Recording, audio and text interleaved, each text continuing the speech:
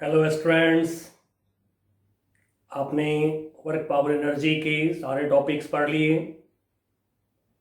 उसके कई सारे एग्जाम्पल्स भी आपने देख लिया। अब हम लोग कोलिजन को पढ़ने जा रहे हैं। एनसीईआरटी चैप्टर 6 में वर्क पावर एनर्जी और लास्ट टॉपिक हमारा है कोलिजन। हम लोग एनसीईआरटी के अकॉर्डिंगली चैप्टर्स और टॉपिक्स ले रहे हैं।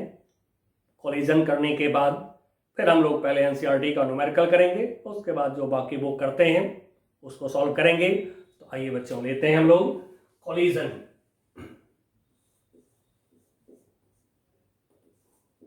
कोलिजन, अब क्या है कोलिजन? कोलिजन एक घटना है, एक इवेंट है। कौन सी इवेंट है? आइए पहले इसको डिफाइन कर लेते हैं, फिर उसके बाद में बात करेंगे। Collision is an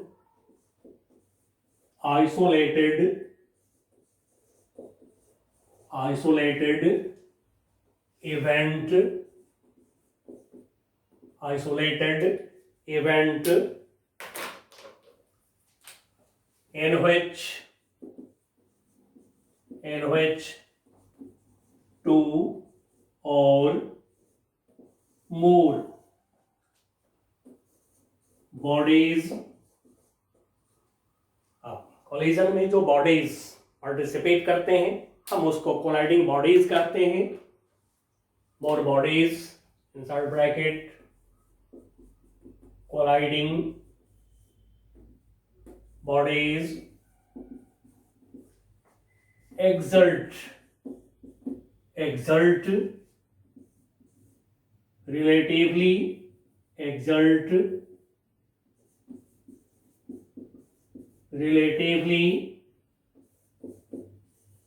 strong mutual force of interaction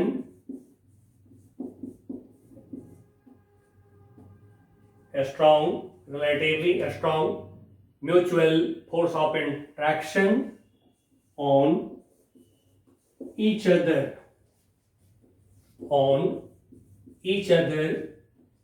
for a short duration या short time कहिए, short ड्यूरेशन यानी कि कम समय के लिए।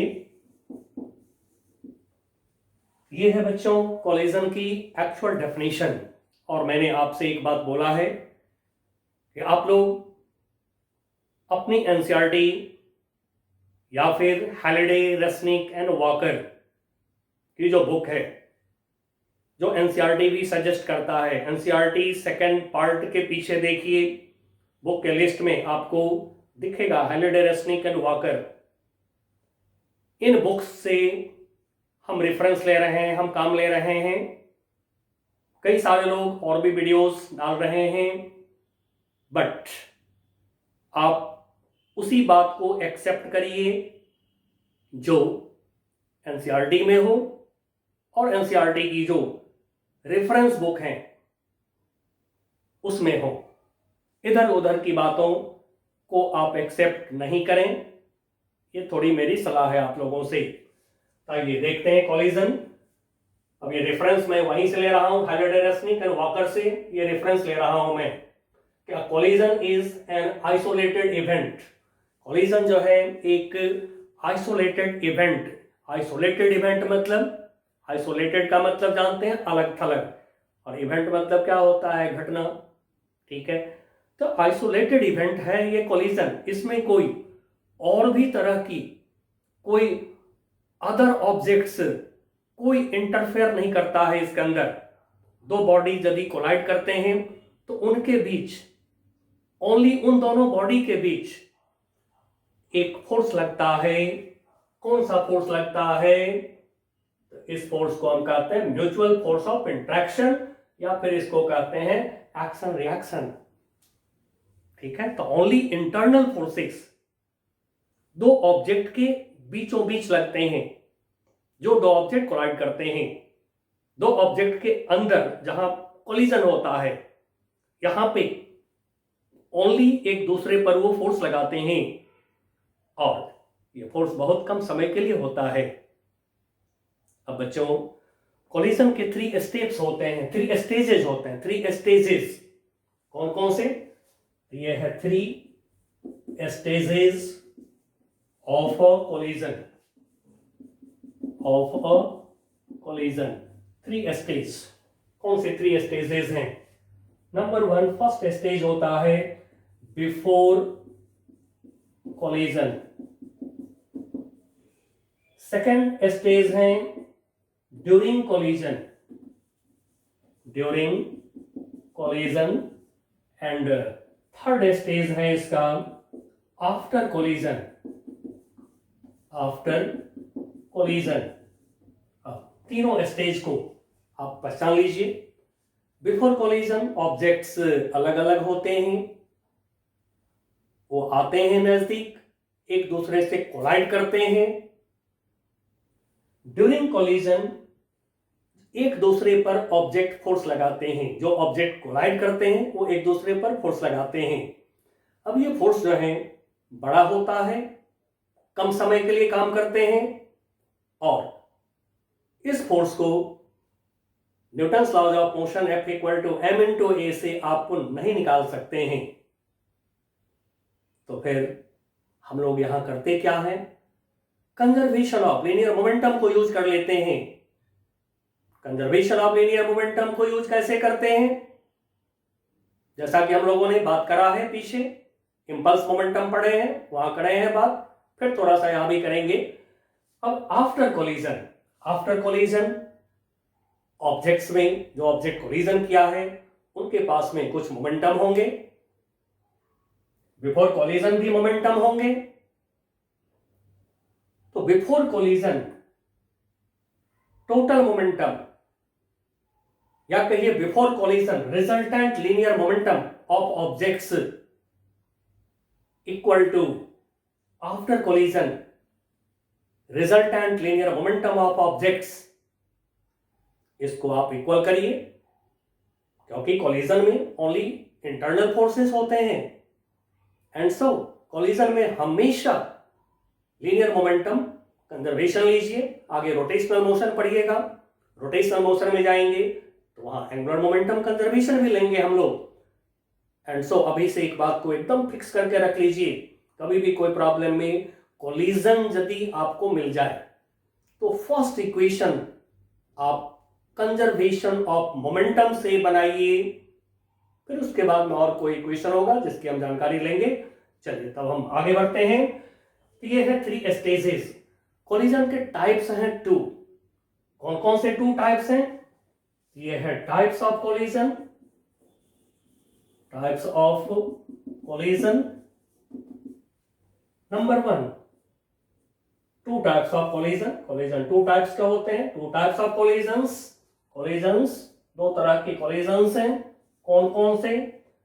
ये है इलास्टिक एंड इनइलास्टिक कोलिजन। ठीक है, इलास्टिक एंड इनइलास्टिक कोलिजन। तो पहला कोलिजन ये है इलास्टिक कोलिजन। चलिए और थोड़ा लिखिए, अब मैं बोलता हूं, लिखिए थोड़ा सा। It is that collision in which total kinetic energy of objects is constant, bracket में लिख लीजिए कंजर्व्ड, कंजर्व्ड। अब एक ऑब्जर्वेशन के बेसिस पर हम इसको लिख रहे हैं, ऐसे आइडियल कोलिजन है। ऑब्जर्वेशन के बेसिस पर एक बात हम लोग लिख रहे हैं, ये भी आप थोड़ा लिख के रख लीजिए। After elastic collision objects become separate, मतलब कि ऑब्जेक्ट अलग हो जाते हैं। पहले अलग थे, कोलिजन हुआ, फिर से अलग हो जाते हैं, ऐसा दिखता है इलास्टिक कोलिजन, ये कॉन्सेप्ट नहीं, कॉन्सेप्ट हुआ इलास्टिक कोलिजन है तो total kinetic energy of object, जितने भी ऑब्जेक्ट्स हैं उनके टोटल काइनेटिक एनर्जी को कांस्टेंट लीजिए। चलिए बच्चों अब नेक्स्ट कोलिजन की बात करेंगे। नाउ दूसरा कोलिजन है इन इलास्टिक कोलिजन।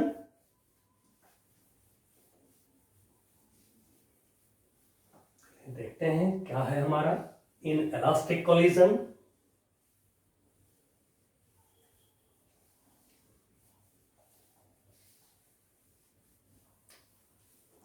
आइए डिफाइन करते हैं और हमेशा नोट्स लिख करके उसके बाद प्रॉब्लम करिएगा। आपका फर्स्ट क्लास नोट्स तैयार रहेगा, 11 में भी 12 में भी आप अपना सारा एग्जाम दीजिए, ठीक है, सारे प्रॉब्लम सॉल्व करिए। नंबर 2 सेकंड है इन इलास्टिक कोलिजन। चलिए पहले इसको डिफाइन कर लीजिए। It is that collision in which total kinetic energy of objects is not constant, यानी कि इलास्टिक कोलिजन की अपोजिट प्रॉपर्टी। अब काइनेटिक एनर्जी कांस्टेंट नहीं होगा, कंजर्व नहीं होगा, तो क्या होगा? तो फिर एक लाइन और लिखिए, there is loss in kinetic energy, there is loss in kinetic energy. देखिए मैं बोलता हूं, of objects in the form of heat, bracket में लिखिए thermal energy, bracket close, due to molecular vibration और एटॉमिक वाइब्रेशन और transformation into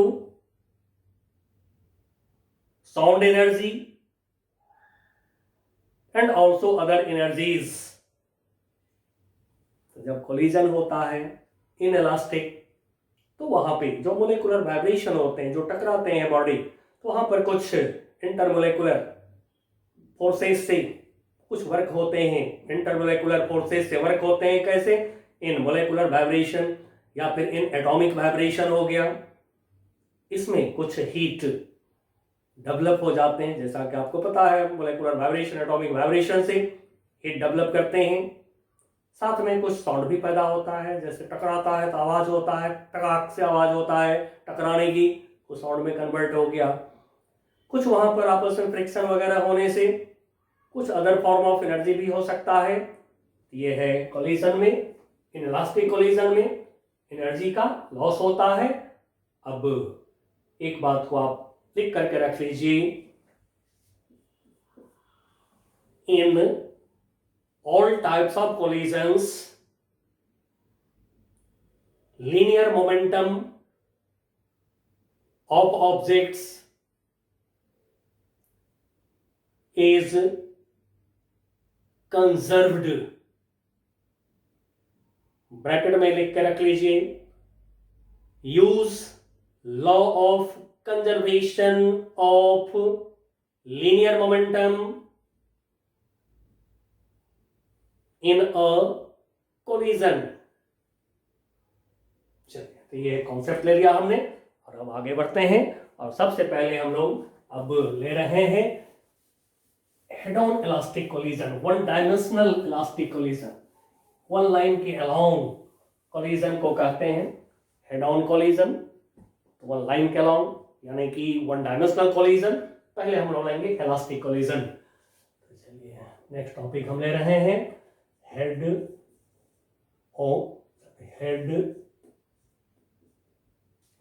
on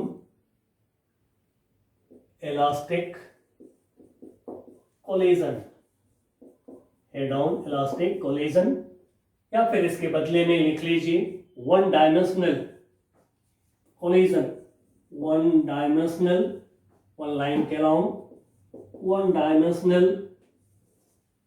elastic collision, elastic collision. आइए पहले फिगर लेते हैं समझने के लिए।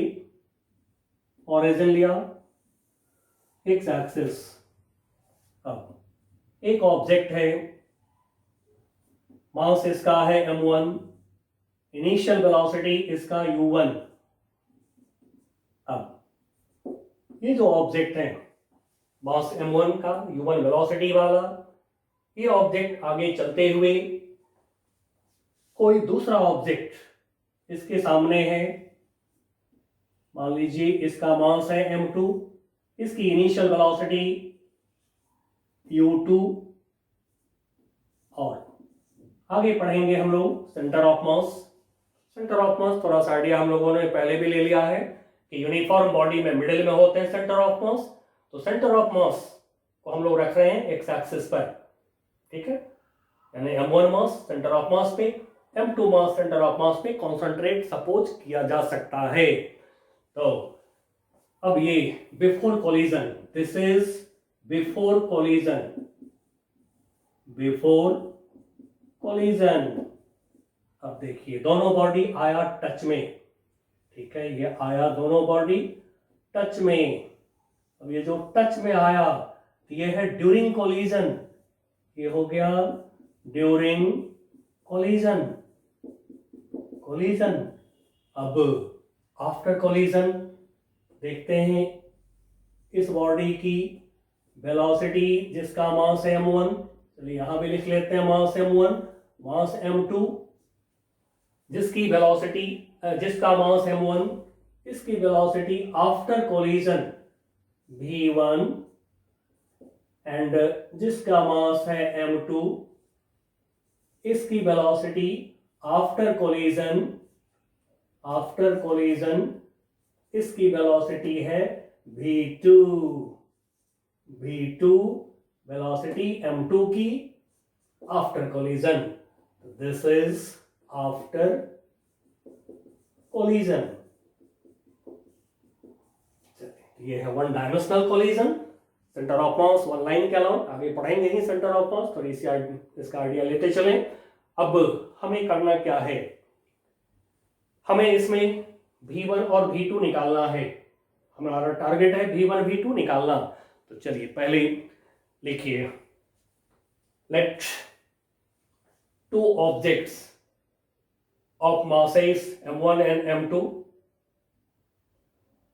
moving with velocities u1 and u2 along x-axis collide and the collision is head-on elastic collision respectively. After collision, their velocities are v1 vector and v2 vector respectively. अब लगाइए यहां पे, लिखिए, by the law of conservation of linear momentum, अब हम ले रहे हैं एक्स एक्सिस के along m1 u1 momentum, m2 u2 momentum, दोनों का टोटल करेंगे। तो फिर रिजल्टेंट, एक लाइन और लिखिए, resultant momentum before collision equal to resultant momentum after collision. तो इक्वेशन बनाएंगे तो total momentum resultant momentum before collision equal to total momentum resultant momentum after collision. इससे इक्वेशन बन जाएगा by the law of conservation of momentum. तब आइए equation form करिए, m1u1 plus m2u2, same direction में दोनों momentum, and so direct magnitude को add करेंगे जैसा कि वेक्टर में पढ़े हैं, टू वेक्टर सेम डायरेक्शन में।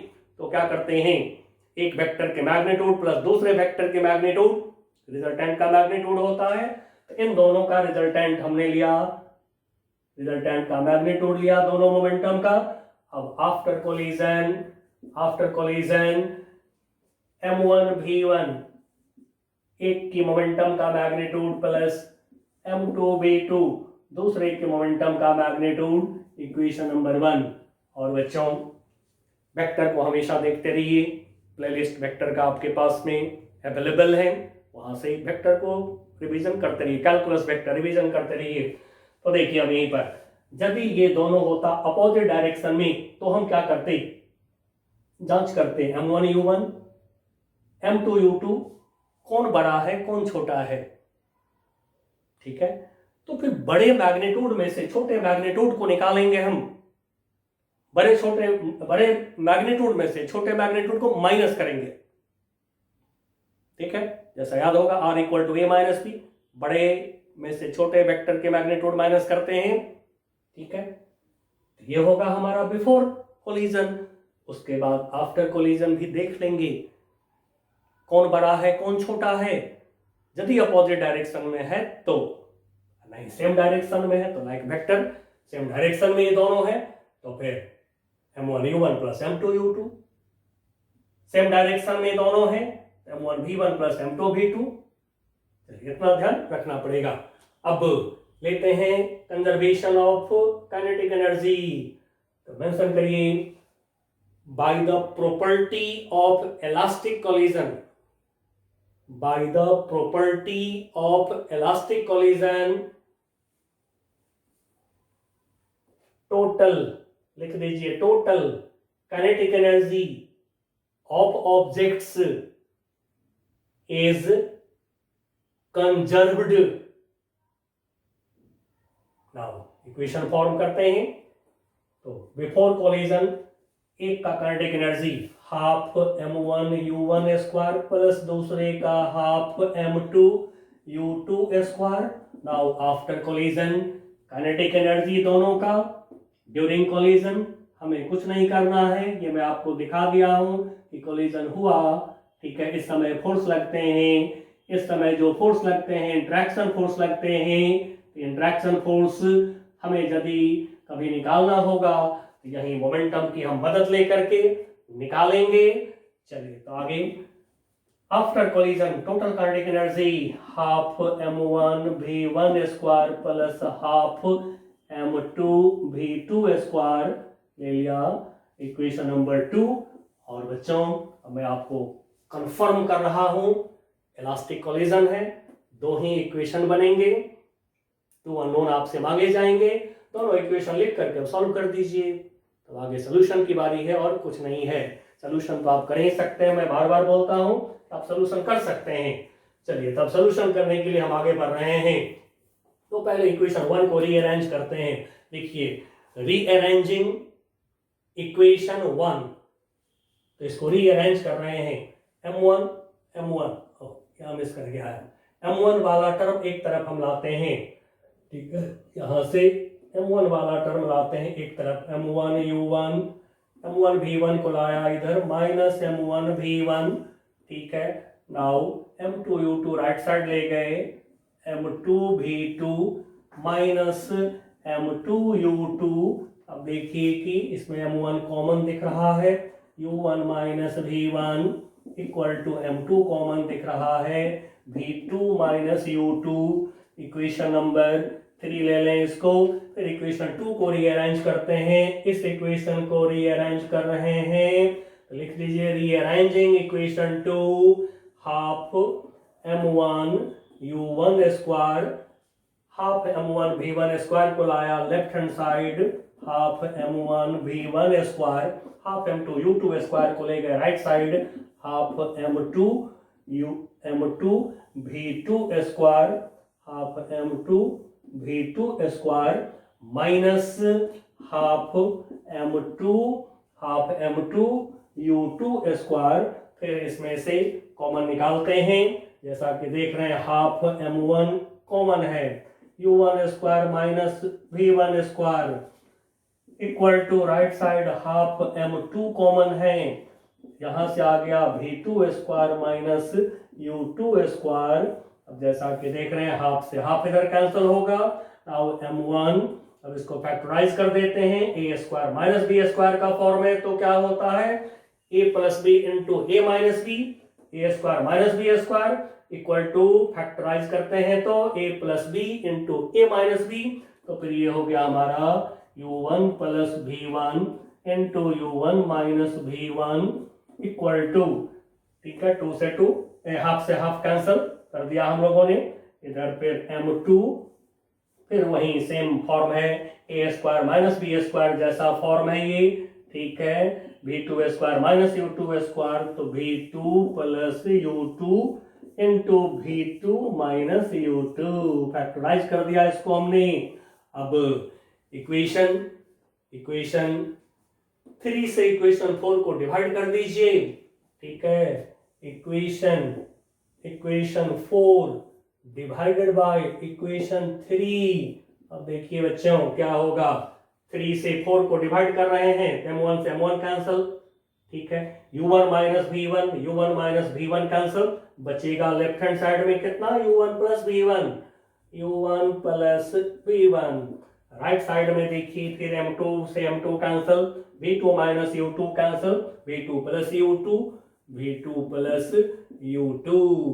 अब इसको फिर से रीअरेंज मैं कर रहा हूं, u एक तरफ भी एक तरफ, u1 minus u2 equal to v2 minus v1, equation number 5, और इसको स्टार मार्क कर लीजिए जरा, क्यों बताता हूं, क्यों स्टार मार्क कर लीजिए, ये मैं आपको अभी बताता हूं।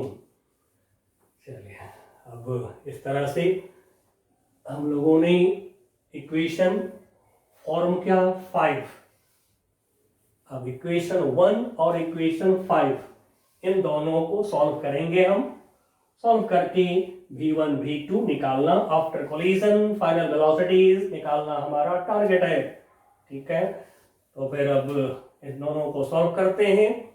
साथ में बच्चों अब मैं आपको एक बात और बता दे रहा हूं, न्यूमेरिकल प्रॉब्लम करने के लिए हेड ऑन इलास्टिक कोलिजन में, मतलब कि वन लाइन के अलोंग यदि ऑब्जेक्ट कोलाइड करता है, वन डायमेंशन कोलिजन जब होते हैं, तो फिर आप इक्वेशन 1 लिख लीजिए, कंजर्वेशन ऑफ लीनियर मोमेंटम को लगाइए, इक्वेशन 1 लिखिए और इक्वेशन 5 लिख लीजिए, दोनों को लिख करके जिनके जो न्यूमेरिकल वैल्यूज है दोनों में डालिए और फिर मजे से सॉल्व कर लीजिए, इजीली सॉल्व कर लीजिए। जो काइनेटिक एनर्जी कंजर्वेशन किए थे वो लगाने की जरूरत ही नहीं पड़ेगा आपको, ठीक है। काइनेटिक एनर्जी में स्क्वायर है, क्वाड्रेटिक फॉर्म में इक्वेशन है, सोल्यूशन लेंदी होता है, इसलिए मैं कहूँगा प्रॉब्लम में क्या करिए, इस प्रॉब्लम में हेड ऑन इलास्टिक कोलिजन में इक्वेशन 1 और इक्वेशन 5 लिख करके सॉल्व कर लीजिए। अब चलिए हम लोग सॉल्व कर रहे हैं, इसलिए स्टार मार्क कर दिया इसको मैंने। नाउ अब यहाँ से v2 का वैल्यू निकाल के इसमें हम डालेंगे, हमें v1 मिलेगा, तो चलिए डालते हैं by equation 5, v2 equal to v1 को लाइए u1 साइड में, u1 minus u2 plus v1 डालिए इक्वेशन 1 में, तो by equation 1 m1 u1 plus m2 u2 equal to m1 v1 plus m2 and v2 के जगह पर u1 minus u2 plus v1, now m1 u1 plus m2 u2, इधर से bracket हटाते हुए लाइए m2 u1 इधर पॉजिटिव लेफ्ट हैंड साइड लाया तो माइनस m2 u2 माइनस है, लेफ्ट साइड लाया इसको, m2 u2 negative left hand side लाया, m2 u2 पॉजिटिव, बच गया m1 v1 plus m2 v1, now m1 u1 m2 u1 अब इसमें से हम कॉमन ले रहे हैं u1, m1 minus m2, u1 common करा, m2 u2 plus m2 u2, 2m2 u2 कर लिया हमने, इधर से v1 कॉमन कर लिया हमने, v1 कॉमन तो बचेगा क्या, m1 plus m2, now v1 equal to m1 plus m2 से इधर अलग अलग डिवाइड कर लीजिए, तो फिर v1 इक्वल टू मिल जाएंगी m1 minus m2 into u1, m1 minus m2 into u1 divided by m1 plus m2 divided by m1 plus m2, फिर plus 2m2 u2, 2m2 u2 divided by m1 plus m2, m1 plus m2। चलिए बच्चों, अब ये result आया है, v1 निकला है हमें, इसको इक्वेशन 6 मान करके और स्टार मार्क भी कर लीजिए। यदि आपको ये याद रहता है तो बहुत सारे रिजल्ट आप क्विक निकाल सकते हैं। दूसरी एक बात और आप जान लीजिए, ये इसको हिट किया है, जो हिट करेगा इसको जनरली कोलिजन में लोग प्रोजेक्टाइल बोलते हैं। अब आप ये मत सोचिएगा प्रोजेक्टाइल मोशन पैराबोलिक पाथ पे, ठीक है, चलते हुए ऑब्जेक्ट को नोमेनक्लेचर लोग करते हैं, जो ऑब्जेक्ट चलता है उसको प्रोजेक्टेड ऑब्जेक्ट, प्रोजेक्टेड यानी फेंका गया ऑब्जेक्ट, तो ये ऑब्जेक्ट को किसी ने चला दिया है, किसी ने फेंक दिया है, तो इसको प्रोजेक्टाइल, और इसको टारगेट, जिसको हिट किया है उसको टारगेट। तो थोड़ा सा मैं यहाँ नोमेनक्लेचर कर देता हूँ। m1 मास वाले ऑब्जेक्ट को हमने नाम दे दिया प्रोजेक्टेड ऑब्जेक्ट, m1 मास की जो ऑब्जेक्ट है जिसने हिट किया है प्रोजेक्टेड ऑब्जेक्ट, या फिर इसको प्रोजेक्टाइल भी कई सारे बुक में लोग बोलते हैं, ठीक है। बट पैराबोलिक मोशन वाला प्रोजेक्टाइल नहीं समझिएगा, प्रोजेक्टाइल मोशन नहीं, पहले बोल रहा हूं प्रोजेक्टेड ऑब्जेक्ट का नाम प्रोजेक्टाइल, और जिसको हिट किया है m2 मास वाला ऑब्जेक्ट, m2 मास वाले ऑब्जेक्ट को टारगेट बोलते हैं, टारगेट को मारा गया। कोलिजन का ये टर्मिनोलॉजी है, ठीक है, और रेफरेंस बुक का नाम मैं बार बार ले रहा हूं, ठीक है, best book of the world, Halliday Resnick and walker में आप देख सकते हैं जो मैं नोमेनक्लेचर कर रहा हूं। चलिए, और कंफ्यूजन ना हो, यहाँ प्रोजेक्टाइल बोलने का मतलब नहीं समझ लीजिएगा कि पैराबोलिक मोशन में प्रोजेक्टाइल बोलते हैं, ठीक है। थ्रोन, प्रोजेक्टेड ऑब्जेक्ट को भी प्रोजेक्टाइल बोलते हैं। प्रोजेक्टाइल मोशन अलग चीज है, ठीक है, जो पैराबोलिक मोशन होता है वो अलग चीज है। अब v1 निकल गया है, अब हम v2 निकालने की कोशिश करेंगे। तो v2 निकालने के लिए फिर क्या करिए, v1 की वैल्यू यहां से निकाल करके इक्वेशन 1 में पुट करिए। तो चलिए इक्वेशन 5 से v1 निकालते हैं, लाया v1 को इधर, v1 equal to u1 minus u2 right side ले गए, v2 minus u1 plus u2, u1 right side ले गए minus u1, u2 right side ले गए प्लस u2, इक्वेशन 1 में पुट करिए। तो by equation 1 m1 u1 plus m2 u2 equal to m1, अब रखते हैं v1 के जगह पर v2 minus u1 plus u2 plus m2 v2 plus m2 v2। अब हमें v2 चाहिए, बाकी टर्म इधर लाइए, m1 u1 plus m2 u2, m1 v2 छोड़ेंगे हम राइट साइड, चलिए छोड़ते चलते हैं, जो इधर लाना है उसको ले आएंगे। m1 v2 को राइट साइड छोड़ दिया हमने, m1 v2 plus m2 v2 को राइट साइड छोड़ा हमने, m2 v2 RHS में छोड़ा। अब m1 u1 को LHS में ला रहे हैं, पॉजिटिव m1 u1 नेगेटिव, इधर आया पॉजिटिव m1 u1, फिर m1 u2 राइट साइड में पॉजिटिव है, लेफ्ट साइड लाइए तो माइनस m1 u2। अब देखिए m1 u1 plus m1 u1, तो ये हो गया हमारा 2 m1 u1। अब m2 u2 minus m1 u2, इसमें से मैं माइनस निकाल देता हूं कॉमन। नाउ m1 पॉजिटिव हो गया, m2 नेगेटिव हो जाएंगे, एक प्लस में से एक माइनस निकाल दिया बाहर, एक माइनस बचा इसके पास में, m1 माइनस m2, ठीक है। u2 को लिखा हमने बाद में, इधर v2 कॉमन कर रहे हैं, v2 कॉमन लिया हमने, तो फिर बचेगा हमारे पास में m1 plus m2। Now v2 equal to, अब v2 इक्वल टू लिखना है हमें, ठीक है। अब इन इक्वेशंस को मैं यहाँ से अब क्लियर करता हूँ। सोल्यूशन हमारा हो गया है, v1 निकल गया है, v2 निकल रहा है। अब हमें कुछ स्पेशल केसेस बनानी है, ठीक है। ये देखते हैं क्या सब स्पेशल केसेस बनने वाले हैं। चलिए पहले इसको क्लियर करें, हम यहाँ से क्लियर कर दीजिए। नाउ नेक्स्ट, अब तो यहाँ से v2 इक्वल टू अब हम कर रहे हैं, v2 equal to m1 plus m2 को इधर लाइए, अलग अलग दोनों को डिवाइड करिए, ये हो गया 2m1 u1 upon m1 plus m2 minus m1 minus m2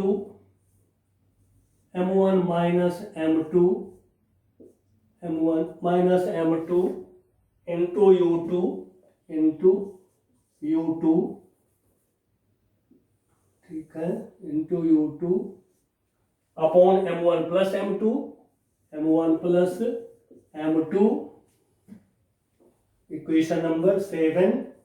और इस इक्वेशन को भी स्टार मार्क कर लीजिए।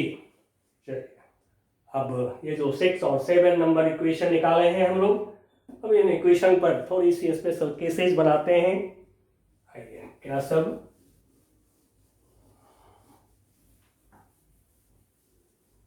तो इसमें सबसे पहले हम ले रहे हैं, पहले तो लिख दीजिए स्पेशल केसेस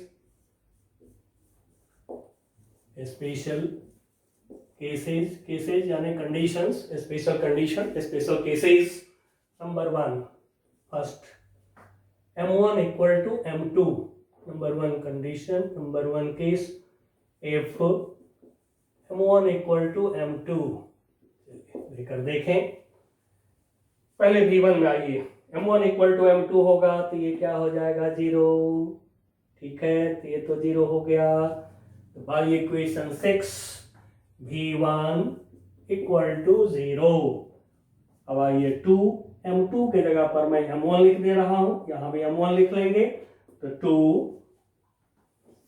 प्लस 2 m2 के जगह पर m1 u2 divided by m1 plus m2 के जगह पर m1 लिखेंगे, तो m1 प्लस m1 हो गया 2m1।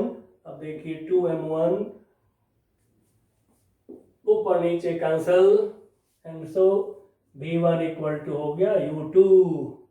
चलिए बच्चों यहाँ पर अब थोड़ी नजर रखेंगे, हम लोग इस पर विचार करेंगे। फिर v2 इक्वल टू देखिए क्या होगा, v2 इक्वल टू यहां से देखिए 2m1 u1, m2 के जगह पर m1 लिख लेंगे, 2m1 u1 न्यूमरेटर में, नीचे m1 प्लस m1 2m1। अब ये टर्म क्या होगा m1 माइनस m2, ठीक है, m1 माइनस m2 करेंगे तो क्या होगा, ये हो जाएंगे 0, तो माइनस 0 ये 0 हो गया। अब 2m1 cancel, v2 equal to u1। अब जरा इस पर भी जरा गौर करिए क्या हो गया। बिफोर कोलिजन m1 की velocity u1, after collision m2 का वेलोसिटी क्या देखते हैं u1 हो गया। बिफोर कोलिजन m2 की velocity u2, after collision m1 की वेलोसिटी v1। मतलब क्या, जो प्रोजेक्टेड ऑब्जेक्ट है और जो टारगेट ऑब्जेक्ट है, दोनों की वेलोसिटी में क्या हुआ है, अदला बदली हो गया, म्यूचुअल एक्सचेंज हो गया, यानी कहिए इंटरचेंज हो गया। एक की वेलोसिटी दूसरे के पास चला गया, दूसरे की वेलोसिटी पहले के पास चला गया, एंड सो एक लाइन लिख करके रख लीजिए, hence if masses of projectile and target objects are equal, then there is mutual exchange of their velocities, मतलब आपस में वेलोसिटी का अदला बदली हो जाता है। आइए बच्चों, लेकिन वही ध्यान रखेंगे जो नोमेनक्लेचर में ले रहा हूं, पहले ही बार बार मैं बोल रहा हूं, क्योंकि जो स्टैंडर्ड बुक है उसके नोमेनक्लेचर हमें यूज करना है, इसलिए कि जो हमारे आईटी में मेडिकल में जो क्वेश्चंस आते हैं वो स्टैंडर्ड बुक से ही आते हैं, इसलिए हमें उसकी नोमेनक्लेचर यूज करना है। ठीक है, नाम बता दिया हूं, हालिडे, रेस्निक एंड वॉकर, यहां से हम रेफरेंस ले रहे हैं इस समय, best book in the world.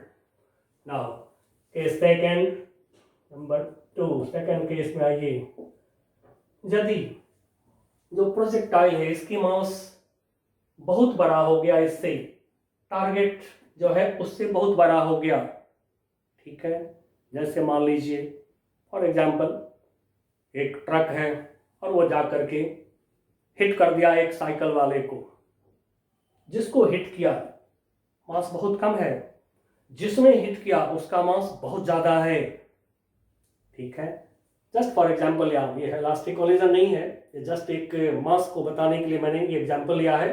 तो टारगेट की मास बहुत कम, और इफ m1 ग्रेटर 2 बार यदि ग्रेटर कर दिया, मतलब कि बहुत बड़ा, m2 बहुत छोटा हो गया, m1 बहुत बड़ा हो गया, देन अब क्या होगा, तब हम लोग m1 में m2 को ऐड सब्ट्रैक्ट नहीं करेंगे, यही होता है नेग्लिजिबल। आप 11 के बच्चे हैं तो समझ लीजिए, एडिशन सब्ट्रैक्शन में फिजिक्स कहता है बहुत छोटे को ऐड ना करो, सब्ट्रैक्ट ना करो।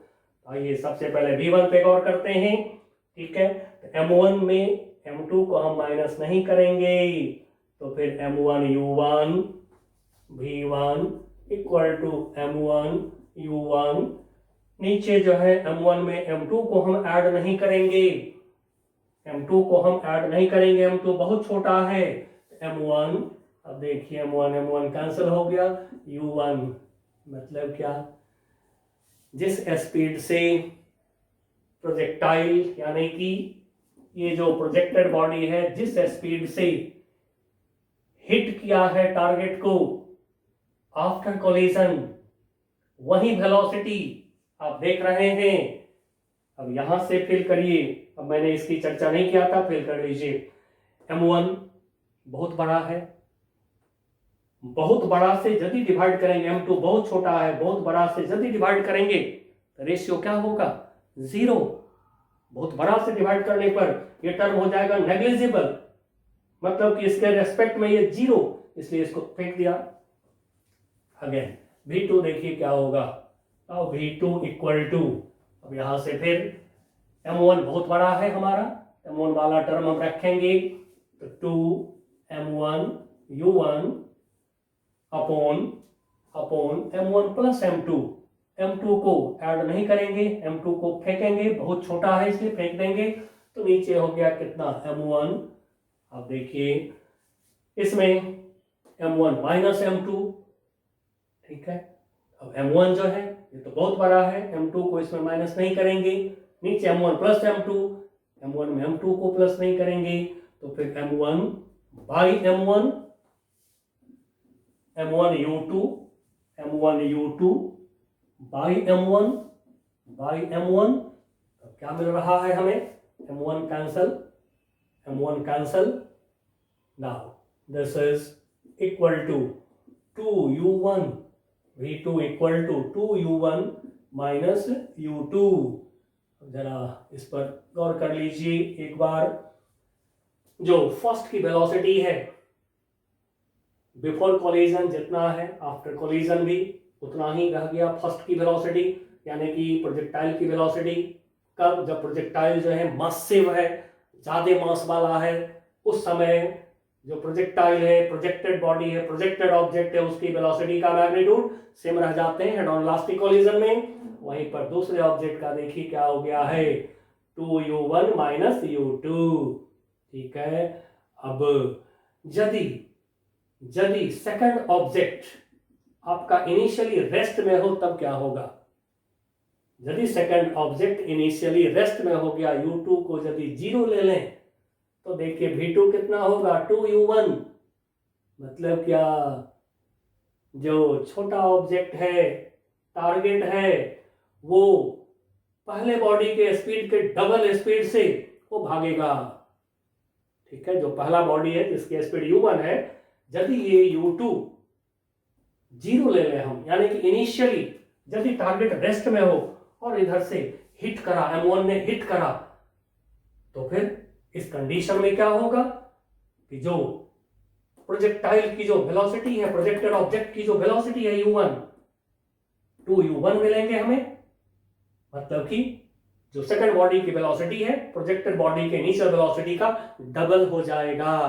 इस तरह मैथमेटिकली कभी भी जांच करिएगा, कंपटीशंस वगैरह में बहुत क्लियर रिजल्ट मिलेगा। अब हम ले रहे हैं in elastic collision. In elastic collision में हम कैसे काम करें, कोई प्रॉब्लम कैसे सॉल्व करें। आइए, in elastic collision. in an inelastic collision,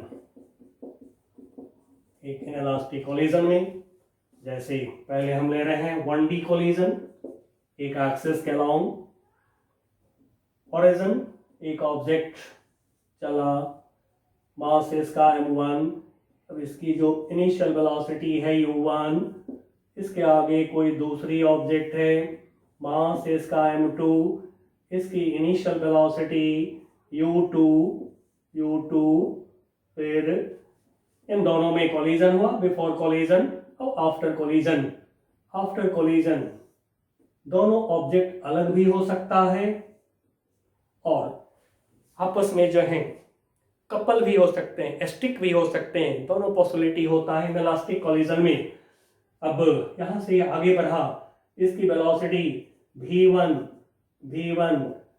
दूसरे की वेलोसिटी, सेकंड m2 मास वाले की वेलोसिटी, इसको मैंने बोल दिया v2। चलिए, ये ले लिया हमने v2 वेलोसिटी, ले लिया हमने x एक्सिस, वन एक्सिस का हम 1D कोलिजन। तो फिर लगाइए momentum conservation before collision and this is after collision।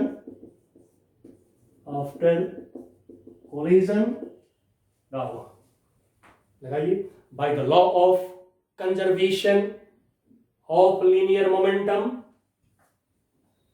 before collision momentum m1 u1 plus m2 u2। नहीं, यदि कहीं अपोजिट डायरेक्शन में होता तो जैसा कि इससे पहले बताया मैंने आपको, मैग्नीट्यूड चेक कर लेंगे m1 u1 m2 u2। यदि अपोजिट डायरेक्शन में होता है तो फिर बड़े में से छोटे को माइनस कर लेंगे, हमें मिल जाएगा नेट मोमेंटम, रिजल्टेंट मोमेंटम। और now this equal to after collision momentum m1 v1 plus m2 v2। एक इक्वेशन ये तैयार होगा। और अब दूसरा इक्वेशन, लॉस ऑफ एनर्जी या कहिए काइनेटिक एनर्जी, बेटर होगा कि हम लोग काइनेटिक एनर्जी बोलें, क्योंकि इनिशियली बॉडीज के पास में मोशन है, वेलोसिटी है, स्पीड है, काइनेटिक एनर्जी, तो loss of kinetic energy loss निकाल रहे हैं, जैसा कि हम लोग पढ़ के आ रहे हैं। ठीक है, के ई इनिशियल इनिशियल जो इनिशियल काइनेटिक एनर्जी होगा उसमें से फाइनल काइनेटिक एनर्जी को माइनस कर लेंगे के ई काइनेटिक एनर्जी फाइनल किसके ऑफ सिस्टम। ये काम जो करेंगे सिस्टम में करेंगे, ठीक है। नहीं तो फिर यहाँ पर ऐसा करिए, टोटल लगा के रख लीजिए, कंफ्यूजन ना हो थोड़ा सा भी। तो इसमें टोटल काइनेटिक एनर्जी इनिशियल मतलब कि half m1 u1 square plus half m2 u2 square minus फिर टोटल लगा दीजिए इसमें, टोटल काइनेटिक एनर्जी फाइनल। तो फिर after collision half m1 v1 square plus half m2 v2 square कर देंगे। एक इक्वेशन आपका ये बनेगा, ठीक है। 2 इक्वेशंस बनते हैं, बस इन दोनों को सॉल्व करिए, जो भी प्रॉब्लम होगा सॉल्व हो जाएगा। और यही जो लॉस ऑफ एनर्जी है, this loss of energy is heat developed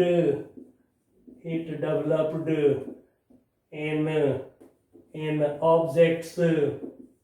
objects में, यही हीट के फॉर्म में जो लॉस ऑफ एनर्जी है हीट के फॉर्म में डेवलप होते हैं। तो यदि आपसे पूछा जाता है, ठीक है, find developed heat, find produced heat in collision in object, loss of kinetic energy निकाल लीजिए, ठीक है। और कैसे निकालेंगे loss? Initial total kinetic energy half m1 u1 square plus half m2 u2 square minus total final kinetic energy half m1 v1 square plus half m2 v2 square कर दीजिए।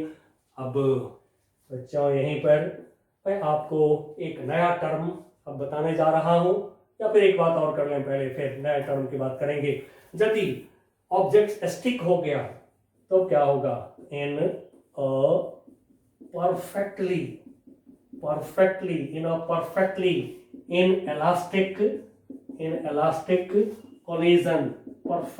elastic collision में bodies कपल मतलब कि attach हो जाते हैं, couple हो जाते हैं। कपल हो जाने मतलब क्या? अटैच हो जाना, कपल। और कहिए स्टिक यानी चिपक जाते हैं। बॉडीज स्टिक टुगेदर, एक साथ हो चिपक जाते हैं बॉडी। देन क्या होगा? तो यदि ये कोलाइड किया और बॉडी चिपक गया तो v1 इक्वल टू v2 हो जाएंगे, क्योंकि आफ्टर कोलिजन बॉडी अब एक साथ यदि अटैच हो गया, चिपक गया तो एक साथ चलेगा।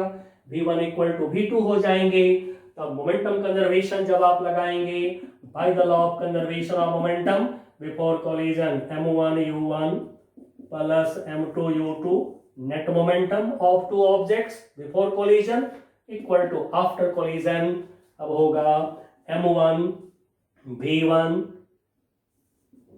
अब v1 इक्वल टू v2 हो गया। तो आप या तो दोनों की जगह पर v1 v2 के जगह पर या तो v1 लिख लीजिए, यहाँ भी v1, या फिर यहाँ v2 लिख लीजिए, वो आपकी मर्जी पर है।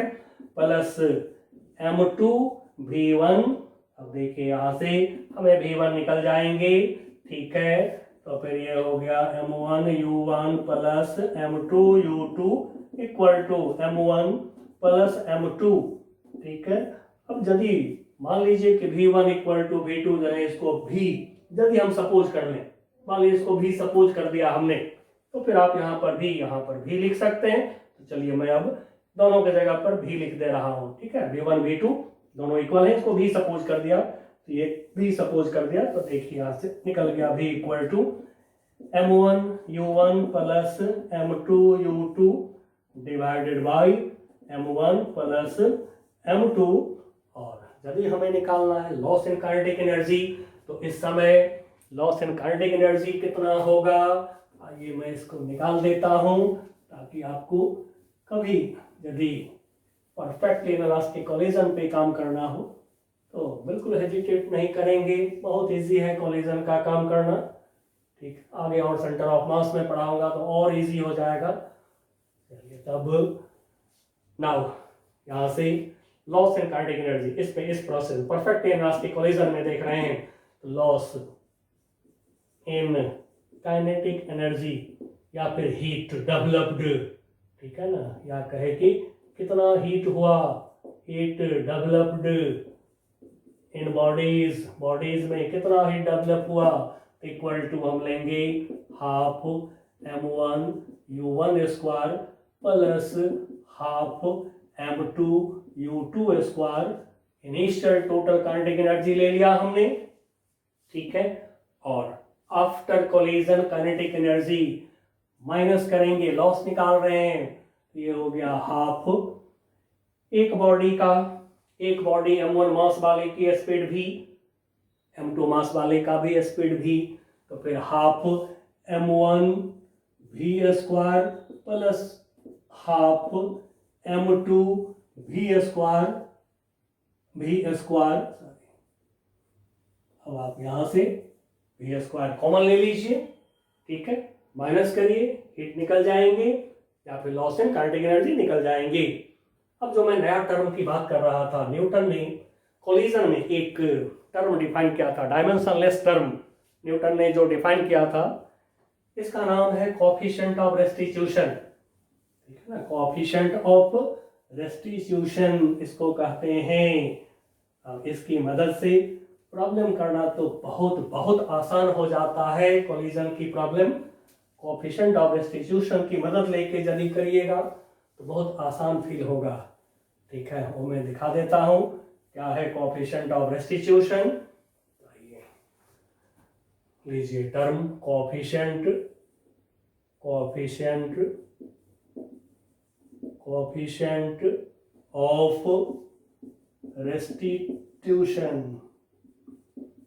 रेस्टिट्यूशन। अब इसको कोई R से डिनोट करते हैं, कोई E से डिनोट करते हैं, सिंबल अपनी अपनी। अब ये है क्या कि मैथमेटिकल टर्म है, मैथमेटिकल टर्म है E equal to relative velocity of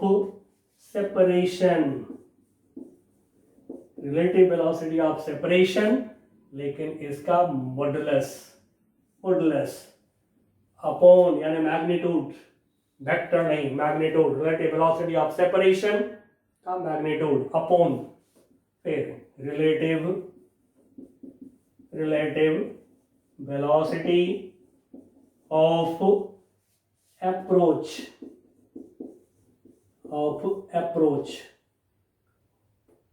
ये तो इक्वेशन है, लेकिन बच्चों फिजिक्स में हर जगह पर कुछ न कुछ कंडीशन अप्लाइड होते हैं। अब ये दोनों जो वेलोसिटी आप लेंगे, तो मैं अब लिख दे रहा हूं, इस पर ध्यान रखिएगा जिससे गलती नहीं होगी। Both relative velocities should be along the normal यानी perpendicular to the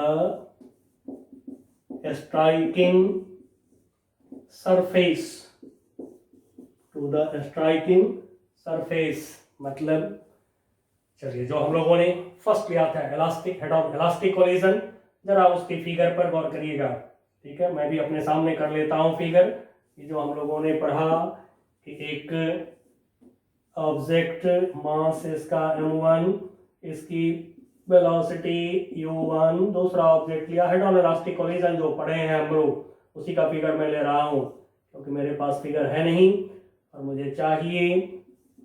आपके पास है तो दोबारा ड्रॉ नहीं करिए, आप देख सकते हैं अपने नोटबुक में। अब देखिए ये जो प्रोजेक्टाइल है यानी कि प्रोजेक्टेड ऑब्जेक्ट है, ये नजदीक जा रहा है, इसके अप्रोच कर रहा है इसके, तो ये इसको हिट करेगा। अब टच में, ठीक है, नॉर्मल जो लेना है हमें टू द स्ट्राइकिंग सरफेस, जिस सरफेस पर हिट करेगा एक दूसरे को, उस सरफेस पर नॉर्मल परपेंडिकुलर के along the normal to striking surface, ध्यान रहे स्ट्राइकिंग सरफेस पे नॉर्मल के अलोंग, या कहिए स्ट्राइकिंग सरफेस के अलोंग एक्शन रिएक्शन फोर्स के अलोंग लेना है आपको relative velocities. Now relative velocity of approach क्या होगा, तो ये u1 वेलोसिटी से जा रहा हिट करने के लिए आपने पढ़ा है रिलेटिव वेलोसिटी में, two velocity in same direction, तो रिलेटिव वेलोसिटी क्या होता है, माइनस करते हैं u1 माइनस u2, तो फिर रिलेटिव वेलोसिटी ऑफ अप्रोच ये हो गया हमारा u1 माइनस u2। और कोलिजन के बाद हमने देखा, ठीक है, ये बिफोर कोलिजन, और कोलिजन के बाद आपने क्या देखा था, हेड ऑन इलास्टिक कोलिजन में जो m1 मास की बॉडी है ये चल रहा है v1 वेलोसिटी से, और जो m2 मास की वेलोसिटी है ये चल रहा है v2 वेलोसिटी से, ठीक है। तो ये है सेपरेशन का, सेपरेट हो रहा है। अब सेपरेट हो रहा है तो सोचिए यदि v2 बड़ा होगा तभी जो है m1 से दूर भागेगा m2, तभी सेपरेट होगा। तो जो आपने देखा हेड ऑन इलास्टिक कोलिजन में relative velocity of approach u1 minus u2, relative velocity of separation v2 minus v1, relative velocity of separation v2 minus v1, और साथ में बच्चों दोनों का मॉडुलस भी लीजिएगा, नेगेटिव नहीं लीजिएगा कभी। अब जरा इसको मैं मार्क कर देता हूं अच्छी तरह से, और जो अब हम लोग पढ़ लिए हैं ऊपर इलास्टिक एंड इलास्टिक कोलिजन, जरा उस पर आप गौर करिए फटाफट, ठीक है। 5 मिनट और टॉपिक खत्म होगा हमारा, फिर हम लोग एनसीईआरटी की न्यूमेरिकल स्टार्ट कर देंगे, ठीक है, क्योंकि एनसीईआरटी चैप्टर 6 में वर्क पावर एनर्जी के साथ में कोलिजन भी था, तो इसलिए कर लिए हैं, तो प्रॉब्लम करेंगे। तब इन एन इलास्टिक कोलिजन, अब आप देखिए जो हेड ऑन इलास्टिक कोलिजन हम लोगों ने लिया उसमें क्या मिला था, इक्वेशन नंबर 5 क्या मिला था, यही मिला था u1 minus u2 equal to v2 minus v1। तो क्या होगा बच्चों, दोनों इक्वल हैं, कैंसिल हो जाएंगे, तो फिर e का वैल्यू इक्वल टू क्या होगा, e इज इक्वल टू 1, और ये है मैक्सिमम, ठीक है। अब आपको एक और बात बता रहा हूं, जब कभी भी आपको कोलिजन का प्रॉब्लम करना हो तो एक इक्वेशन बनाइए law of conservation of linear momentum से, और दूसरा इक्वेशन आप इसको यूज करिए E equal to v2 minus v1 upon u1 minus u2। But शर्त है जिस लाइन के अलोंग एक्शन रिएक्शन फोर्स होगा, ठीक है, और वो भी नॉर्मल, जो एक्शन रिएक्शन फोर्स होगा और नॉर्मल टू स्ट्राइकिंग सरफेस होगा, इस लाइन के अलोंग लेना है आपको। ये दोनों रिलेटिव वेलोसिटी ध्यान रखिएगा इसको, ठीक है, गलती ना करा दे कभी, ओके। इसलिए एकदम क्लियरली इस पर नजर रखेंगे, क्योंकि जनरली बुक्स में इतना ही लिखा हुआ है, इसलिए क्लियर कर दे रहा हूं, क्योंकि इससे बड़े बड़े प्रॉब्लम सॉल्व होगा आपका, ओके। चलिए ये ओरिजिन है, ये हमारा ओरिजिन है यहाँ पे। नाउ अब लेते हैं इन इलास्टिक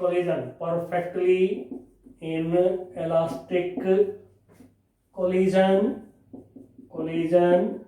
अब आपने क्या देखा, परफेक्टली इन इलास्टिक कोलिजन में बॉडीज स्टिक हो गया, v1 इक्वल टू v2 हो गए, तो v1 इक्वल टू v2, तो ये क्या होगा 0, एंड सो E का वैल्यू क्या हो गया, E is equal to coefficient of restitution, मैंने E ले लिया है, E इज इक्वल टू 0, और ये है मिनिमम। चलिए बच्चों, मैंने कोलिजन की कॉन्सेप्ट दे दिया है। अब प्रॉब्लम्स में हम लोग देखेंगे, जो भी हमें मिलेगा प्रॉब्लम्स, यदि उसमें जरूरत पड़ेगा तो वहीं पर आपको कॉन्सेप्ट हिंट कर दूंगा, बट मैक्सिमम कॉन्सेप्ट हमने ले लिया है। चलिए अगली क्लास में हम लोग एनसीईआरटी चैप्टर 6 का प्रॉब्लम करेंगे पहले, फिर उसके बाद में जैसे जैसे एरो ड्रॉ करते हैं करेंगे। तब तक के लिए बच्चों बाय बाय।